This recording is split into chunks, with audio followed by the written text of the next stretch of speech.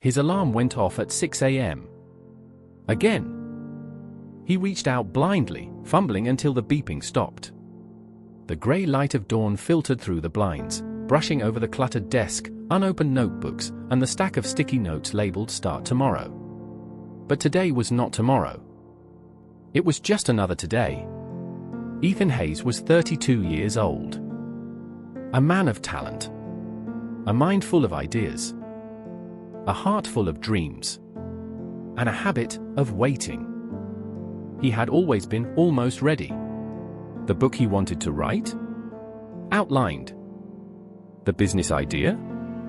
Brilliant, sketched across napkins and journal pages. The gym membership? Paid for, but unused. Relationships? All busy for now, let's catch up soon. He was always preparing. Always planning. But never moving. Ethan's job at the tech support desk wasn't terrible. It wasn't inspiring either. 8 hours of troubleshooting routers for angry customers left him drained, but not broken.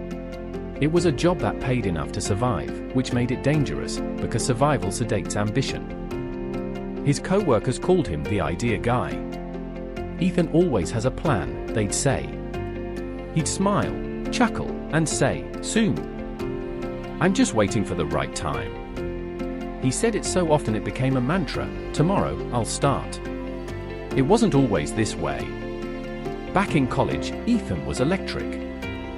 A gifted writer. A top speaker at competitions.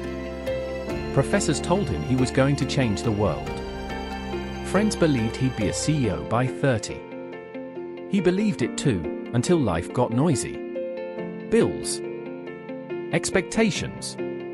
Insecurities. Fear. One rejection letter turned into 10. A breakup shattered his confidence. Slowly, he began to defer the dream. Not quit, just delay.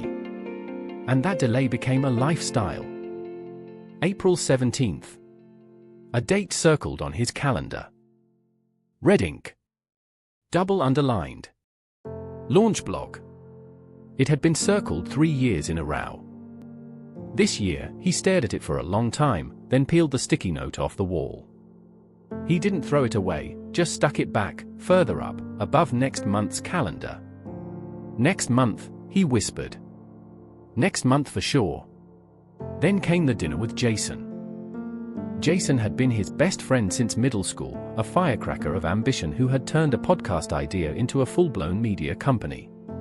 He was married now, had 2 kids, and a glowing TED Talk that had crossed 1 million views last week. I was thinking about you the other day, Jason said between bites of sushi.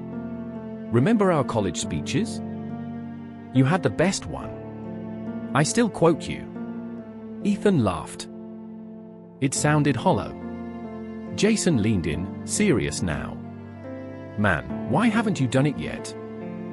The writing, the blog, all of it. Ethan shrugged. Just not the right time, I guess. Jason frowned. Ethan. Time doesn't hand you permission. You take it. The word stung. But Ethan nodded politely and changed the subject. He wasn't ready to confront it yet. Maybe, tomorrow. The next week, Ethan sat on his apartment balcony, watching a sunset dye the sky crimson. A neighbor's dog barked.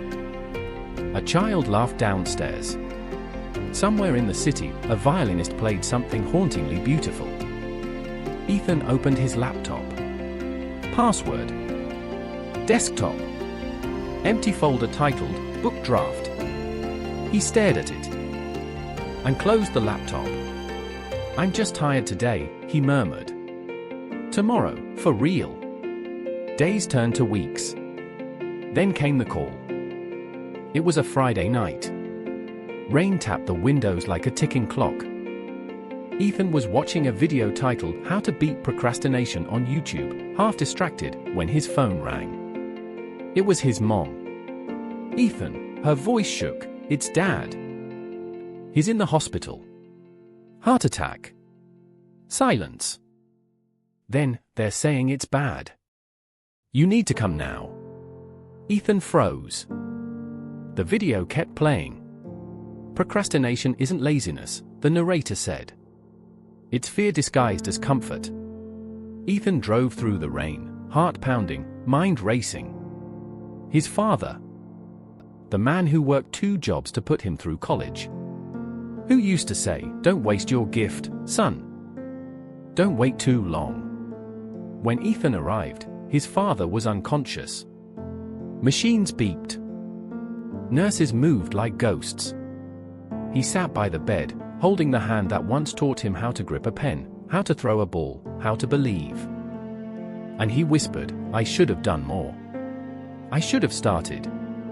His father never woke up. The funeral was quiet. So was Ethan.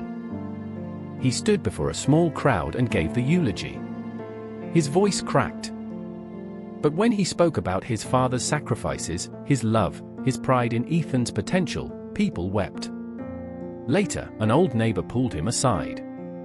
"You've got a gift," she said. "Use it before it's too late." Ethan nodded. But he didn't write that night. Instead, he stayed up watching the videos on his father's old camera. Memories. Laughter. Promises. A clip from 1999, where his 6-year-old self was saying, "When I grow up, I'm going to write books and change the world." He paused it, stared, and whispered, "Tomorrow." That night, something shifted. But not enough.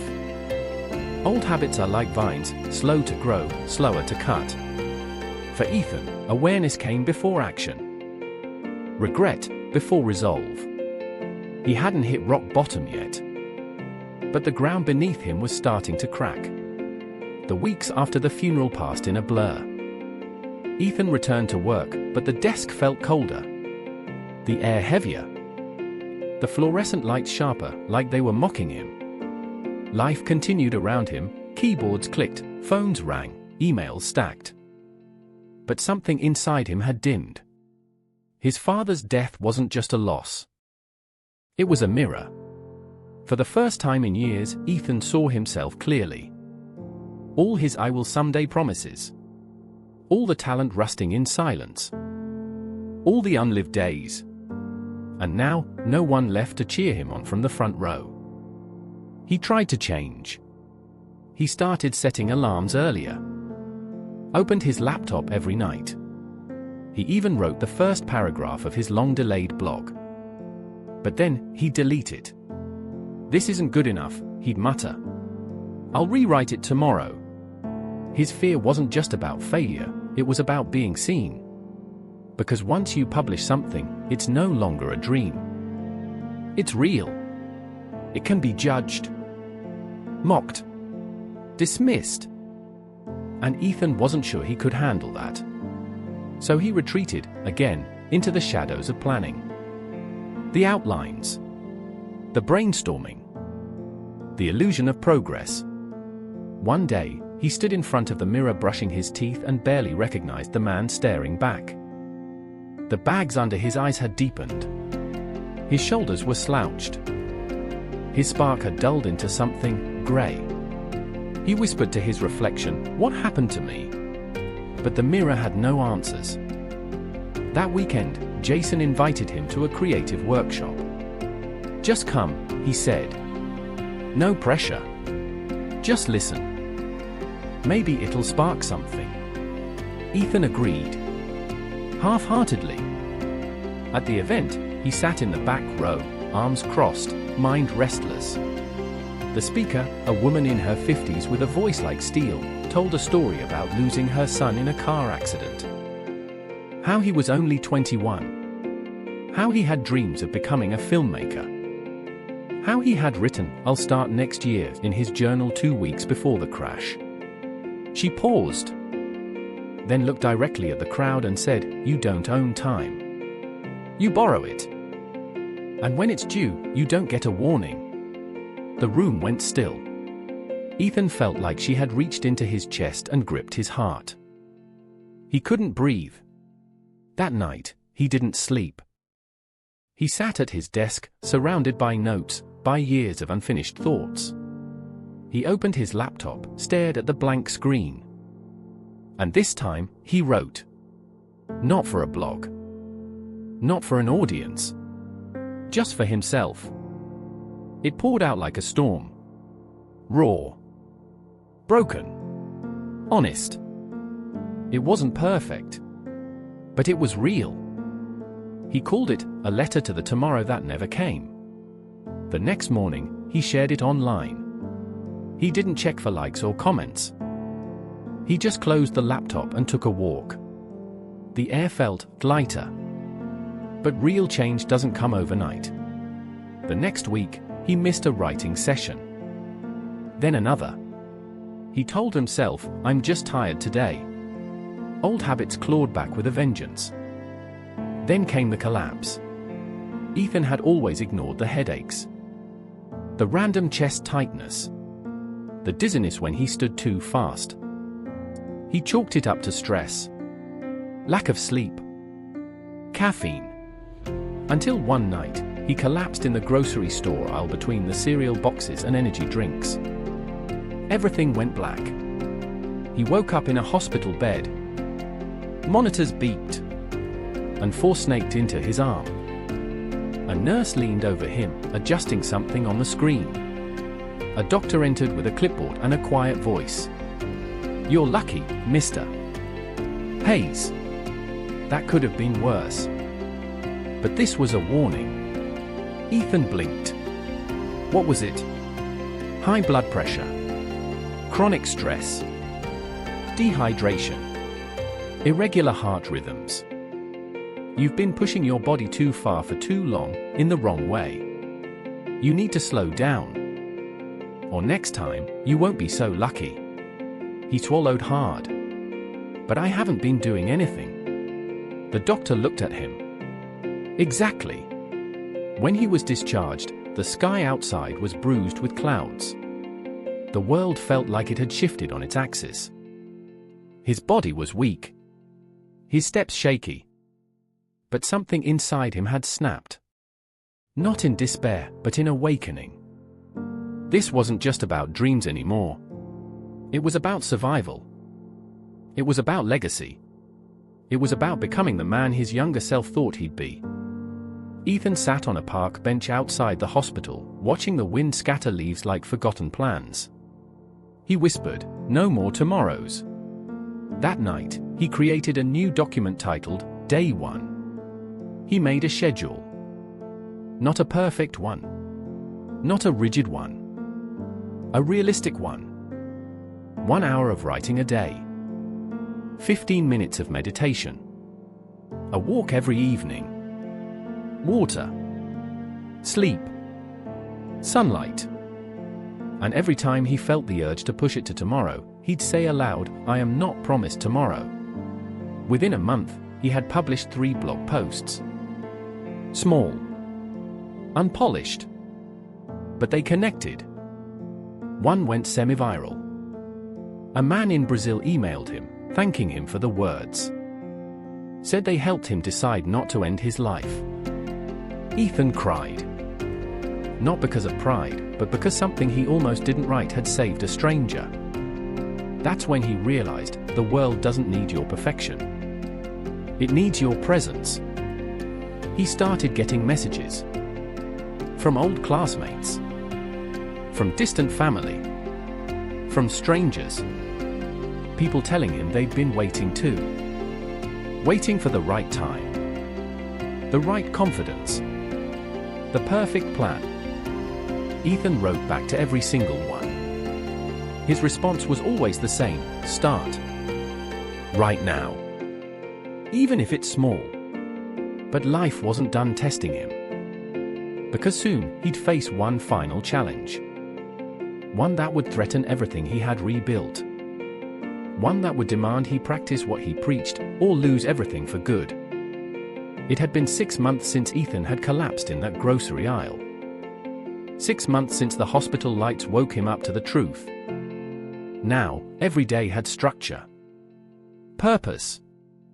Not perfection, but movement. His blog had grown slowly, then suddenly.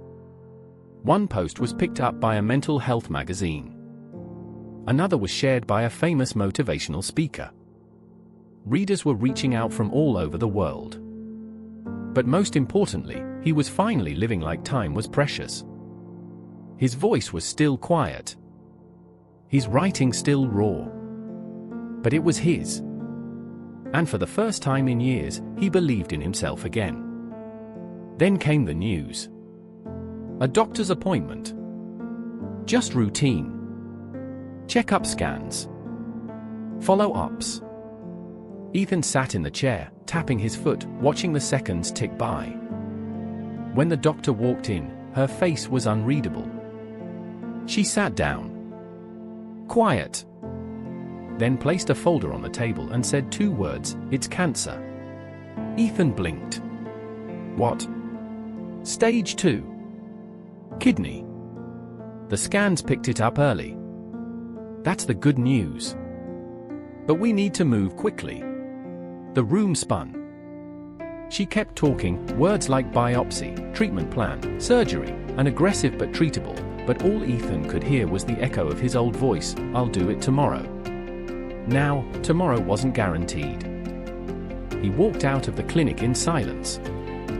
No tears. Not yet. He went home, sat at his desk, and opened his journal. The first page still read, "Day 1, no more tomorrows." He stared at it. Then picked up the pen. Day 182, I'm still here. The surgery was scheduled 2 weeks later.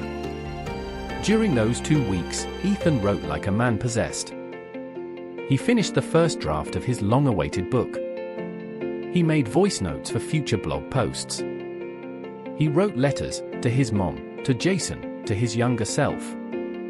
And he recorded a video.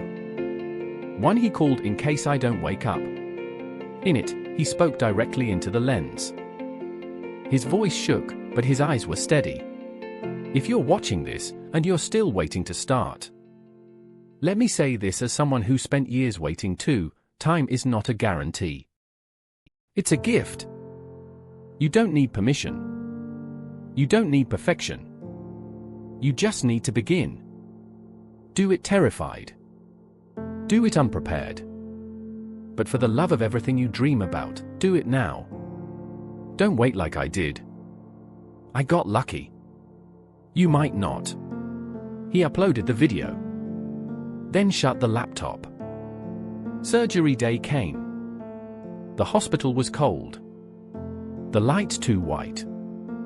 The gown too thin. Jason was there. So was his mother. Both trying to smile. As they wheeled him into the operating room, Ethan whispered to himself, I lived. Even if it was only for 6 months, I finally lived. He closed his eyes. And everything went dark. He woke up to the sound of a heart monitor. Beeping. Steady. Alive. His vision cleared. A nurse smiled down at him. You're awake. He blinked slowly. And for the first time in weeks, he smiled. Recovery was slow. Painful.